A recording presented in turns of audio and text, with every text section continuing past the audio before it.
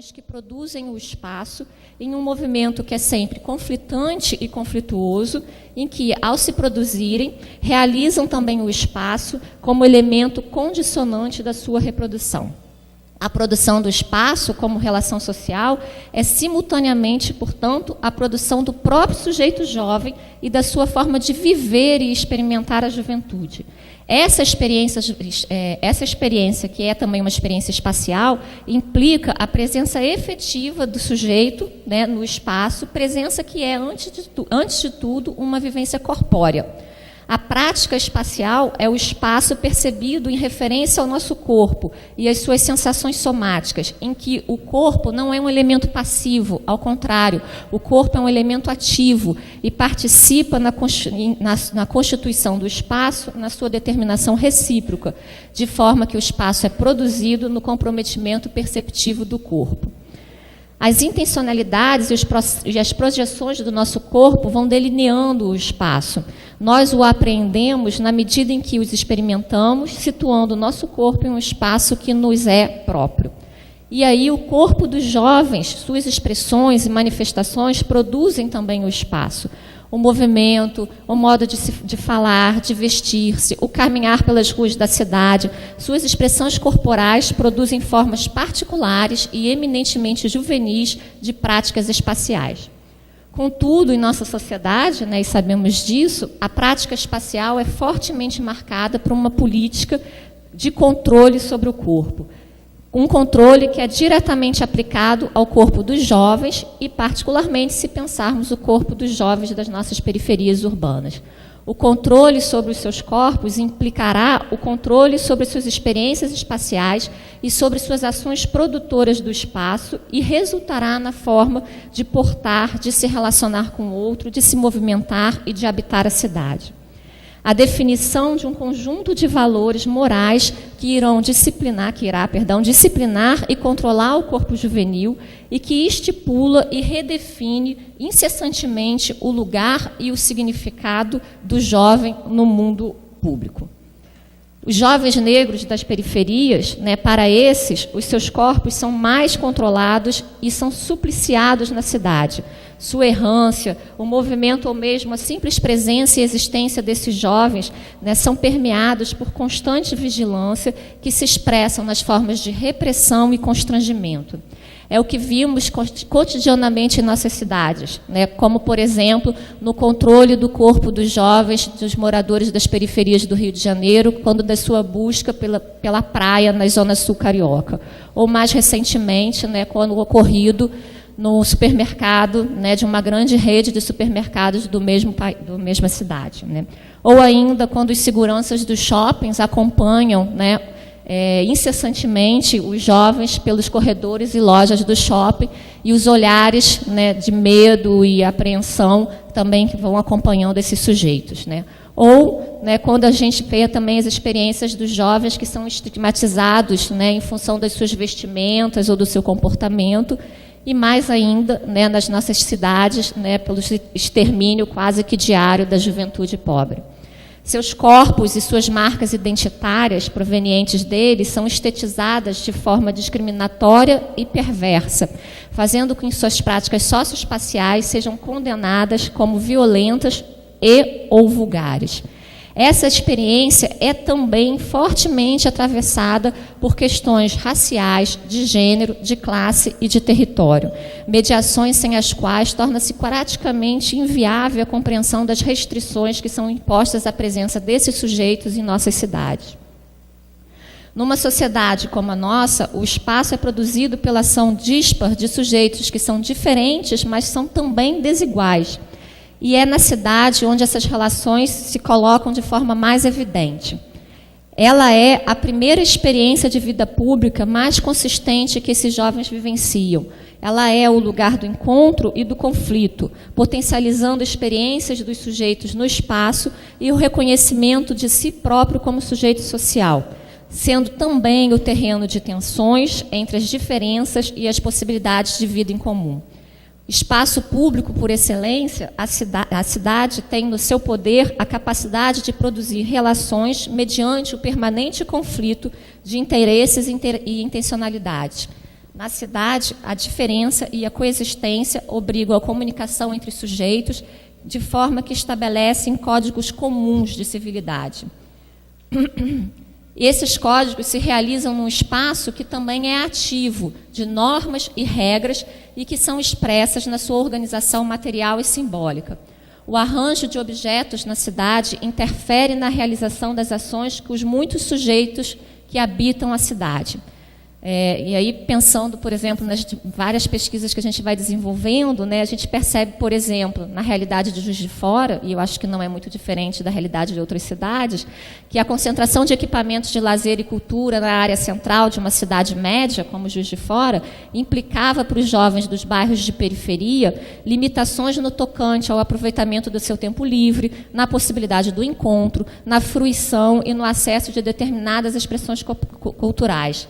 Assim como também a localização precária da sua nova casa, né, proveniente de um conjunto habitacional periférico da mesma cidade, dificultava que esses jovens residentes desse conjunto concretizassem novas territorialidades e produzissem um sentido de pertencimento territorial ao novo local. A cidade é mais do que apenas um conjunto de objetos e edifícios e ruas. Ela é, em si, também uma relação social, já que ela é um produto da ação integrada de sujeitos com variadas intencionalidades. Tal espaço é composto por objetos materiais, mas também por normas, modelos e códigos que se materializam em suas ruas, praças, prédios e avenidas e que representam valores, condutas e ideias, o que a torna também um conjunto de códigos e signos que organizam a vida social e o corpo dos sujeitos e, portanto, também dos sujeitos jovens. Reconhecer esses códigos e signos que ordenam a cidade, percebê-los na forma pela qual os objetos geográficos estão dispostos e organizados e como as ações ocorrem na cidade, é, portanto, na nossa perspectiva, fundamental para que ela, a cidade, se realize na sua função educadora, enquanto um espaço público, abrigo das diferenças, expressão da própria política. A possibilidade de tratar o espaço como esfera da multiplicidade, essencialmente aberto em contínuo desenvolvimento, reforça a presença dos sujeitos com histórias divergentes e que se encontram no lugar forçados a conviverem entre si. Ao se contrapor a uma visão que considera o espaço quase que exclusivamente como produto das dinâmicas do capital e dos grandes sujeitos decididores, né, é possível trazer à tona outros sujeitos, e nós tentamos trazer à tona os sujeitos jovens. Nesse aspecto é que olhamos a juventude como uma condição particular que condiciona o processo de produção, compreensão e vivência do espaço por parte dos jovens. Ele também um sujeito produtor do espaço. Embora a tendência hegemônica seja de homogeneização e padronização do espaço, a existência da diversidade dos sujeitos garante a multiplicidade do espaço. Ao produzir a vida, os jovens habitantes da cidade também produzem a própria cidade, imprimindo nela as marcas da sua presença ou da sua ausência, a partir de uma lógica centrada na sua condição juvenil. A produção do espaço por esses sujeitos é orientada pela sua condição de ser jovem. Logo, suas trajetórias, histórias, projetos, experiências, ações cruzam e se entrecruzam com muitas outras que vão compor a cidade. Nela, a vida dos jovens se desenrola e se produz. Nela, eles moldam suas relações com os outros e com o espaço, determinando territorialidades, elaborando vínculos de pertencimentos socioterritoriais e tecendo redes de relações que constituem sua vida social e a si como sujeito. Há uma prática, né, o educador espanhol Bonafé vai nos dizer que há uma prática cultural que gera significados, maneiras de subjetivação e formas de entender o mundo e de compreender-se nele, que tem a ver com as experiências que nós vivemos na cidade. A cidade seria, portanto, um verdadeiro currículo composto por saberes e práticas, uma experiência educativa carregada de aprendizagens.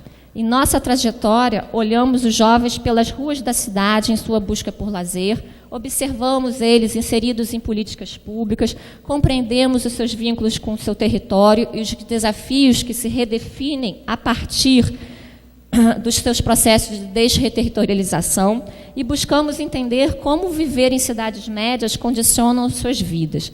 Pelos seus cotidianos, né, tentamos entender a cidade como um espaço determinante na sua condição juvenil, e os jovens também como sujeitos que são produtores do urbano e da cidade.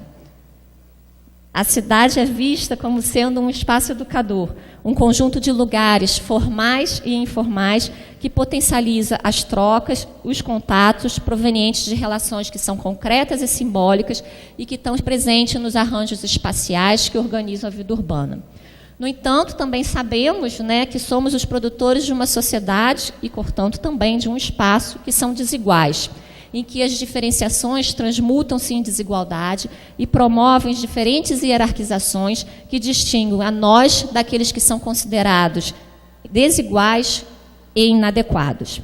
Assim, se por um lado, né, a cidade é o local da prática e da experiência e contempla dessa forma um conjunto de saberes, né, que exige o reconhecimento das múltiplas vivências, culturas e processos da sociabilidade, por outro, a cidade também, pela ação das verticalidades hegemônicas, né, que são a ação dos grandes sujeitos decididores, como diria Milton Santos, né, contribuem para a reprodução das desigualdades que isolam os jovens pobres em seus territórios e negam a eles o direito à cidade, inclusive pela eliminação física de seus corpos. O corpo dos jovens na cidade ainda é notado como estranho, pois o espaço urbano se configura a partir de normas constituídas pelo olhar adultocêntrico, alcançando a vida cotidiana dos jovens, especialmente quando se trata de um jovem de uma área periférica. Para esses jovens, o seu corpo é invisibilizado e contido muito mais intensamente. É um corpo estranho que se tenta anular no cenário urbano. A tentativa de inviabilizar esses sujeitos impede que eles acessem e se apropriem e ressignifiquem os códigos, né, que estão dispostos na cidade e que organizam a vida e condicionam as formas de produção e reprodução socioespacial.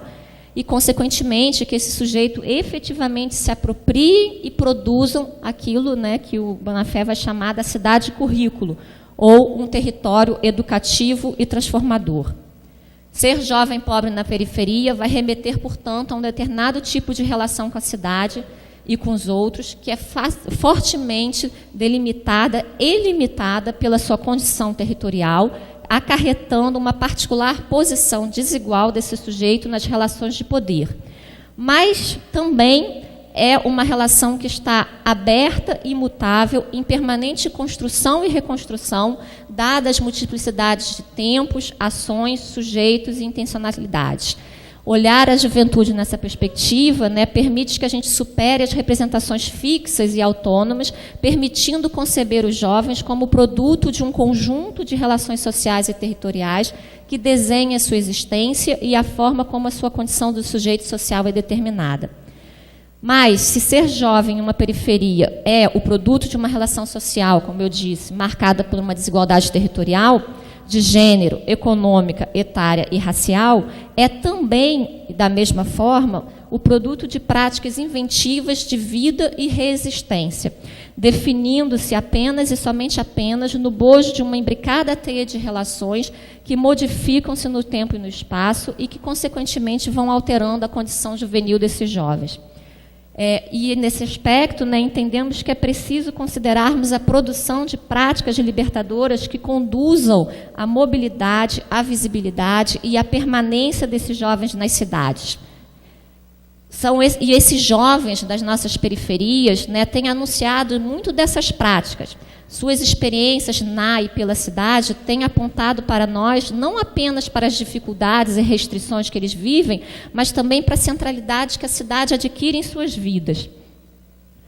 A insistência desses jovens de se fazerem presentes nas cidades aponta para a sua força enquanto sujeitos sociais. No cotidiano das suas vidas e dos espaços opacos que habitam, vida, criatividade, solidariedade e resistência pulsam. Dos espaços opacos, né, uma categoria do Milton Santos, né, emanam outras práticas espaciais, outros discursos sobre a cidade e outras racionalidades. Em seus espaços opacos, os modos de vida desses jovens podem vir a se tornar potência. Outros espaços-tempos se abrem a esses sujeitos pela força do lugar e pelo papel da proximidade. Ocupam, por exemplo, o estacionamento de uma grande rede de mercado, para se tornando esse espaço como um espaço de encontro e sociabilidade. Uma experiência que a gente viu, por exemplo, na cidade de Natal, no Rio Grande do Norte. Promovem nas ruas e praças das nossas cidades batalhas de passinhos e slams de poesia. Organizam e engrossam manifestações culturais e práticas culturais nas nossas cidades, além de manifestações de rua pelas reivindicações dos mais variados direitos. Refrescam-se no lago de uma universidade pública, como ocorreu na Universidade Federal de Juiz de Fora, que, ao cercar o lago, os jovens, então, buscaram, numa fonte de um hospital próximo, o seu lugar também para se refrescar no calor. Enfim, várias práticas de resistência aos processos de invisibilização do seu corpo e da sua existência na cidade, que são práticas de não submissão. Esses jovens, habitantes desses espaços opacos, os chamados homens lentos, são também sujeitos que dão forma à multiplicidade do espaço, cujas práticas sublinham a existência de outras linguagens, outros significados, outros modos de ser, de viver e de habitar a cidade. E nessas práticas, as suas espacialidades produzem também uma cidade aberta à experiência da contrarracionalidade e a uma adaptação criativa e criadora de suas realidades. Elas vão tensionando os espaços luminosos e vão revelando as contradições, as desigualdades, os dissensos, as diferenças e, nesse sentido, reafirmam a cidade na sua dimensão pública e na sua esfera política. Nesse aspecto é que entendemos, né, que a luta desses jovens, essa luta cotidiana empreendida por esses jovens, transfigura-se também na luta pela existência como sujeitos portadores de ações, desejos, projetos. A cidade, como espaço público, torna-se verdadeiramente, e só assim, né, no nosso entender, pode se tornar verdadeiramente educativa, adquirindo um sentido real em que a luta pelo direito de habitá-la, de estar e viver na cidade no seu valor de uso, converte-se também ela mesma num processo educativo. Né? E é nesse esforço de reflexão, a partir das experiências, das práticas cotidianas e das espacialidades cotidianas desses sujeitos, que nós temos trabalhado e tentado pensar essa relação entre juventude e cidade, entendendo que a cidade, enquanto espaço, produz essa juventude e a condição desse sujeito jovem, para e passo em que esses sujeitos são também produtores de espaço e, portanto, reivindicam a sua existência na cidade, enquanto sujeitos. Acho que é isso. Obrigada.